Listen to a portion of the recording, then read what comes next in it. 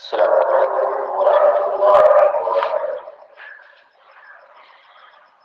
الحمد لله رب العالمين والعاقبة للمتقين والصلاة والسلام على أشرف الأنبياء والمرسلين نبينا محمد وعلى آله وصحبه أجمعين ومن تبعهم بإحسان إلى يوم الدين وبعد. فقال جل وعلا: أعوذ بالله من الشيطان الرجيم أمن يجيب المضطر إذا دعاه ويكشف السوء ويجعلكم خلفاء الأرض أإله مع الله قليلا ما تذكرون.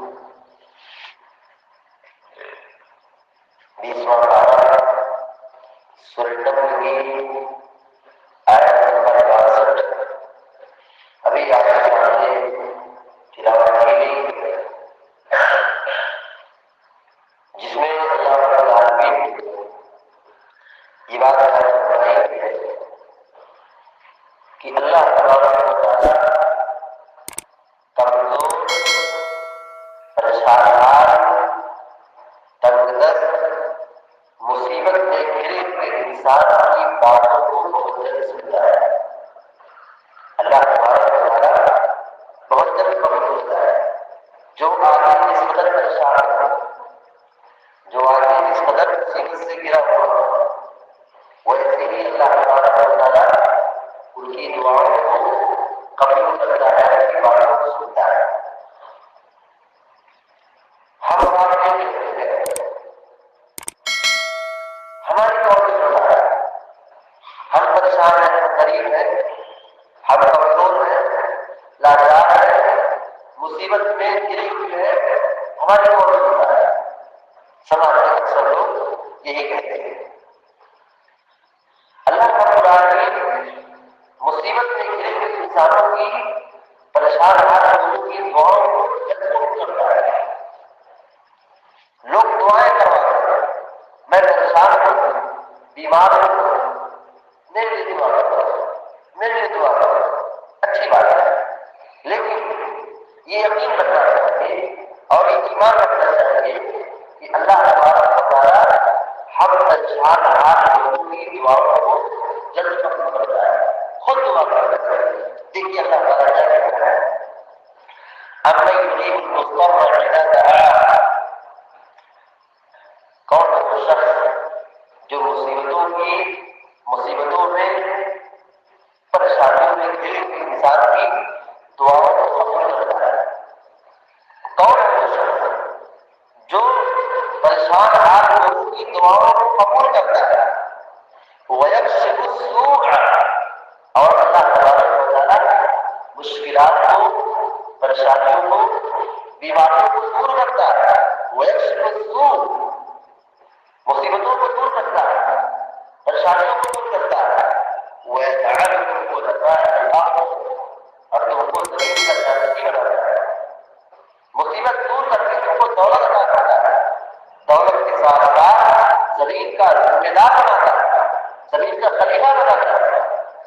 الہ مع اللہ، کیا اللہ کے ساتھ ایک اللہ کے علاوہ بھی کوئی معبود ہے؟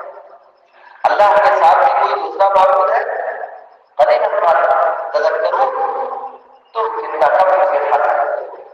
دیکھیے اس آیت کریمہ میں اللہ رب العالمین نے یہ بات واضح طور پہ ہے کہ مصیبت میں گھرے ہوئے انسان کی دعاؤں کو اللہ تبارک و تعالیٰ جلد قبول کرتا ہے، اور ساتھ ہی ساتھ دعاؤں کی مقبولیت کے ساتھ ان کی مصیبتوں کو دور کرتا ہے۔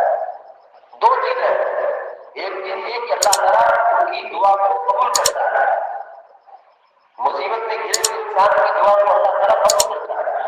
دوسری چیز کی دعا کے قبول ہونے کے ساتھ ساتھ مصیبت کو بھی دور کر دیتا ہے۔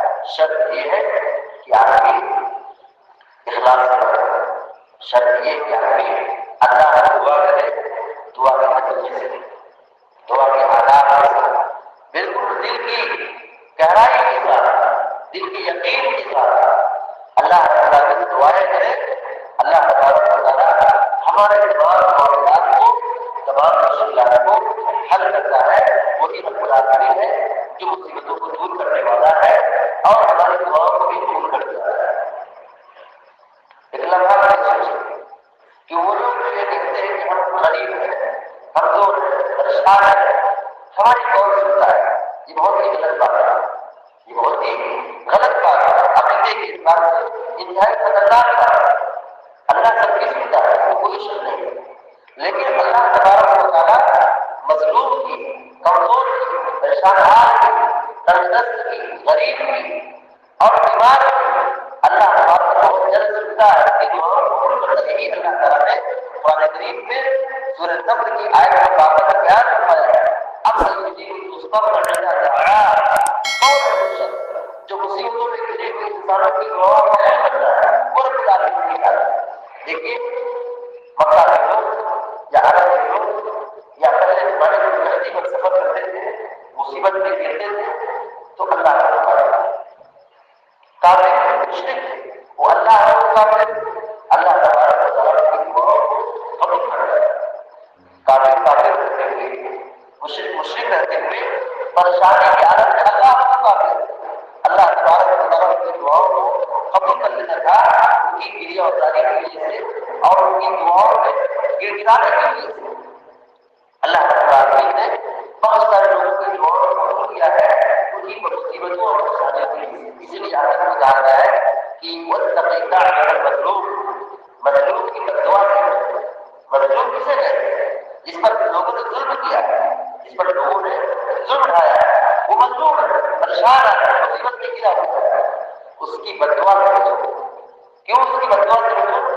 فَإِنَّهُ لَيْسَ بَيْنَهُ وَبَيْنَ اللَّهِ حِجَابٌ، کیونکہ اس کے اور اللہ کے درمیان کوئی پردہ ہے، اس کے اور اللہ کے درمیان کوئی پردہ نہیں ہے۔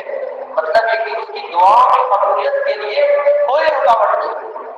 یہ مظلوم کی آہ ہوتی ہے، مظلوم جب بد دعا کرتا ہے اور اللہ رب العالمین کو آواز پہنچتی ہے اللہ تعالیٰ اس کو قبول کرتا ہے۔ اور کتنے ظالم ہیں جو مظلوم کی آہوں کی وجہ سے نصف راتوں میں دباؤ میں ہلاک ہو گئے۔ تو اللہ رب العالمین کمزوروں کی سنتا ہے، غریبوں کی سنتا ہے، پریشان حال لوگوں کی سنتا ہے، بیمار لوگوں کی سنتا ہے۔ شرط یہ کہ خالص طور پر بھی اللہ رب العالمین کو ہے، اللہ کی دعائیں۔ ان آیات کریمہ سے بہت ساری باتیں معلوم ہوئی۔ نمبر 1، دعائیں اللہ سے کرنی ہیں، دعائیں اللہ رب العالمین سے کرنی ہیں۔ دوسری بات معلوم ہوئی کہ اللہ تبارک و تعالیٰ بہت مہربان ہے، وہ ہماری دعاؤں کو قبول کرتا ہے۔ تیسری بات یہ معلوم ہوئی کہ جو مصیبت سے آدمی ملا ہوا ہے اس آدمی کو چاہیے کہ وہ اللہ سے دعائیں کرے، اپنی مصیبتوں کے بارے میں اللہ تعالیٰ کا حل کرنے کے بارے میں گفتگو کرے، اللہ تعالیٰ سے دعا کرے۔ اللہ تعالیٰ مصیبت سے گھرے ہوئے انسانوں کی دعاؤں کو جلد قبول کرتا ہے اور نیکیوں سے نوازتا ہے، مصیبتوں کو دور کرتا ہے۔ شرط یہ کہ آدمی دعا کرنے کے بھی کرے اور اللہ تعالیٰ سے خالص طور سے مانگے۔ اللہ تعالیٰ سننے والا ہے، جاننے والا ہے، لیکن حقیقت یہ ہے کہ انسان کی سچائیوں پر بہت کم یقین رکھتے ہیں اور ان باتوں پر بہت کم سے دھیان رکھتے ہیں، جیسا کہ اللہ تعالیٰ نے خود واضح فرمایا قلیلاً ما تذکرون، تم کتنا کم حاصل کرتے ہو۔ یہ قرآن ہے، یہ اللہ کا فرمان ہے، نصیحت کا سامان ہے، مگر ہم ان باتوں پر نصیحت بہت کم حاصل کرتے ہیں۔ یہ خود قرآن نے واضح فرما دیا ہے قلیلاً ما تذکرون، تم کتنا کم نصیحت حاصل کرتے ہو۔ نصیحت کے لیے اس بات کافی تھی کہ اللہ تبارک و تعالیٰ مظلوموں کی، کمزوروں کی دعاؤں کو قبول کرتا ہے۔ اس لیے ہم سب کو چاہیے ہم خالص طور پر اللہ تعالیٰ سے دعائیں کریں، چاہے مظلوم ہو، پریشان حال ہو، تنگدست ہو یا خوشحالی کی حالت میں ہو، جس بھی کنڈیشن میں ہو، ہم خالص طور پر اللہ تعالیٰ سے دعائیں کریں۔ اللہ تعالیٰ سے دعا کرتے کہ اللہ تعالیٰ ہمارے دعاؤں کو قبول فرمائے، پریشان حال مسلمانوں کی پریشانی کو دور فرمائے اور مقدس مسلمانوں کی تندرستی کو دور فرمائے، جو بیمار اللہ تعالیٰ کو شفائے کا عطا فرمائے۔ آمین یا رب العالمین۔